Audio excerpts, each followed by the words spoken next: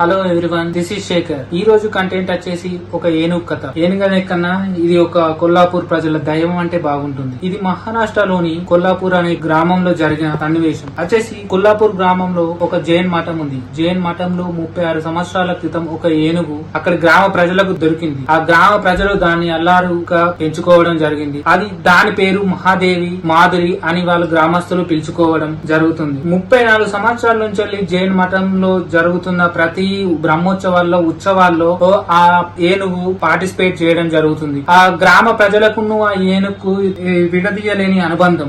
వాళ్ళ సంత పిల్లల లాగా చూసుకోవడం జరుగుతుంది ఆ ఏనుగుని. అలాంటి ఏనుగు ఇప్పుడు వచ్చేసి మన టాపిక్. ఆ ఏనుగు కథ మనం ఇప్పుడు చెప్పుకోబోతున్నాం. ఆ ఏనుగు వచ్చేసి 36 ఇయర్స్ 34 సంవత్సరాల నుంచి ఆ ఏనుగు ఆ దేవాలయంలోనే ఉంటుంది. ఆ దేవాలయంలో ప్రతి ఉత్సవాలకు బ్రహ్మోత్సవాలలో పార్టిసిపేట్ చేయడం జరుగుతుంది. ఆ ఏనుగు ఆ ప్రజలకు విడదీయలేని అనుబంధం ఉంది. 34 సంవత్సరాల నుంచి ఆ దేవాలయంలో ఉంటున్న ఏనుగు ఎన్నో ఉత్సవాలలో పార్టిసిపేట్ చేయడం జరిగింది. ఆ ప్రజలకు ఆ ఏనుగు విడదీయలేని అనుబంధం.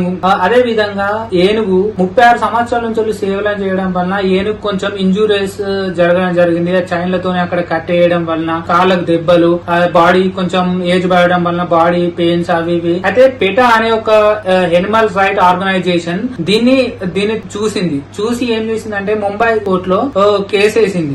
ఆ ఏనుగుని మాధురిని ఏదన్నా ఎలిఫెంట్ ఆర్గనైజేషన్ కి పంపించాలని చెప్పి ఈ ముంబై హైకోర్టు దాన్ని ఏదన్నా ఎలిఫెంట్ రీహాబిటేషన్ సెంటర్ లో వేసి దానికి చికిత్స చేయాలని చెప్పి చెప్పింది. సో దాన్ని ఏదైతే ముంబై హైకోర్టు చెప్పిన దాన్ని అక్కడి కొల్లాపూర్ ప్రజలు దాన్ని సుప్రీం కోర్టులో సవాల్ చేయడం జరిగింది. సేమ్ సుప్రీం కోర్టులో కూడా సేమ్ అదే మనకు తీర్పు రావడం జరిగింది. ఏదైతే ఏనుగు ఉన్నదో మాధురిని ఈ వంతారా ఏదైతే మన ముఖేష్ అంబానీ గారు చేస్తున్నారో అందులో వేయాలని చెప్పి చెప్పడం జరిగింది.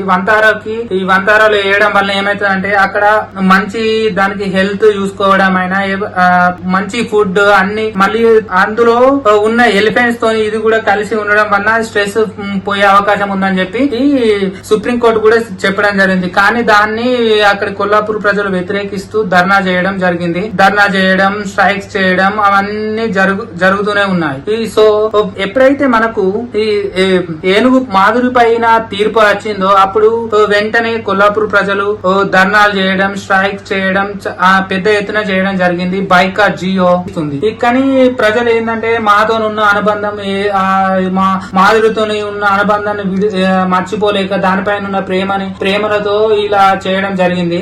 ఎప్పుడైతే మనకు ఇది జరిగిందో వెంటనే దాని వంతార వల్ల రావడం కొల్లాపూర్కి దాన్ని తీసుకుపోవడం జరిగింది. తీసుకుపోయే సమయంలో అక్కడ ప్రజలు బాధ చెందడం జరిగింది. అట్లే మహాదేవ్ కూడా ఏడవడం జరిగింది. మనం కొన్ని వీడియోస్ లలో చూసాం మహాదేవ్ ఇట్లా ఏడుస్తున్నట్టుగా. గ్రామ ప్రజలు కూడా అక్కడ అందరూ జామ్ అయ్యి మహాదేవ్ కి ఈ సెండ్ ఆఫ్ చెప్పడం చాలా బాధగా ఉండడం ప్రజలందరూ కూడా ఏడవడం జరిగింది.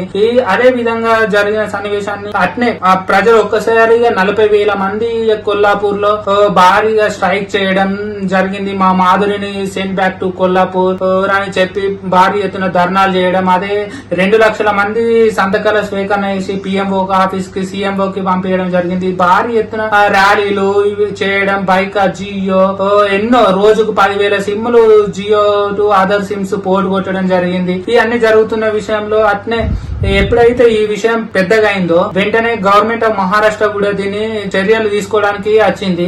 వంతారా వాళ్ళతో మాట్లాడడానికి ట్రై చేసింది. అట్నే కొల్లాపూర్ ప్రజలతో కూడా మాట్లాడింది. కొల్లాపూర్ ప్రజలు మాకు మహాదేవ్ మళ్ళీ మాకే కావాలి అని చెప్పి మేమెందుకు ఇక్కడి నుంచి మహారాష్ట్ర గుజరాత్ కు పంపించాలి, మహారాష్ట్ర నుంచి ఈ మాధురిని ఇక్కడే ఏదైనా ఒక హెల్త్ చికిత్స చేయండి మా ముందటనే మాతోనే ఉంటది, మేము లేకుంటే మేము చాలా బాధ చెందుతున్నాం అని చెప్పి ఇట్లా బాధపడడం ధర్నాలు చేయడం జరిగింది. అదే విధంగా మహారాష్ట్ర గవర్నమెంట్ కూడా కోర్టు తీర్పు వచ్చిన తర్వాత వెంటనే వంతారాకు వెళ్లడం జరిగింది. వంతారాలో ఉన్న జూ అధికారులతో మాట్లాడి మహాదేవ్ ఆరోగ్య సమస్యల గురించి తెలుసుకోవడం జరిగింది. తెలుసుకుని వెంటనే కొల్లాపూర్ దగ్గరలో ఒక రీహాబిటేషన్ హబ్ ను పెట్టి అక్కడనే ట్రీట్మెంట్ ఇచ్చి ఇయ్యాలని అనుకుంటుంది. తర్వాత ఎప్పుడైతే ఇవన్నీ జరిగినాయో ఇదే విషయంలో కొల్లాపూర్ ప్రజలు ధర్నా చేయడం స్ట్రైక్ చేయడం జరిగింది. అక్కడ బైకాట్ జియో అని చెప్పడం, boycott petrol pumps, Reliance marts works అని చెప్పి ముఖేష్ అంబానీ వాళ్ళకు వ్యతిరేకంగా ఏదో చేయడం జరిగింది. కానీ సుప్రీంకోర్టు ఏంటంటే మహాదేవి ఈ కొల్లాపూర్ కు తిరిగి వస్తుందనే విషయం కొల్లాపూర్ ప్రజలకు కూడా చాలా ఆనందాన్ని ఇచ్చింది. మరియు నేను అనుకుంటున్నాను అది తిరిగి వచ్చి అక్కడనే రీహాబ్ సెంటర్ లో ఉండి హెల్త్ చికిత్స చేసుకుంటూ ఆ ప్రజలతోనే ఉండడం వల్ల అది కూడా హ్యాపీగా ఉంటుందని నేను భావిస్తున్నాను. సో ఇది ఒకటే విషయం కాదు, ఇప్పటికే మన ఇండియాలో ఎన్నో జరిగాయి ఇలాంటి culture rights and animals rights విషయంలో. సో కల్చర్ రైట్స్ వచ్చేసి మన ఇండియాలో వచ్చేసి పశువులను ప్రతి ట్రెడిషనల్ లో అయినా మన ట్రెడిషనల్ లో భాగంగా మనం భావిస్తాం.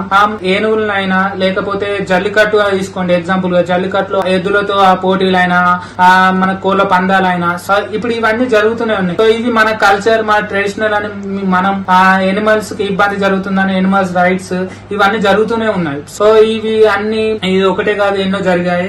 సో ఇప్పుడు మనం వచ్చేసి మాధురి వచ్చేసి తిరిగి కొల్లాపూర్ కి వస్తున్నందుకు హ్యాపీగా ఫీల్ అవుతున్నాం.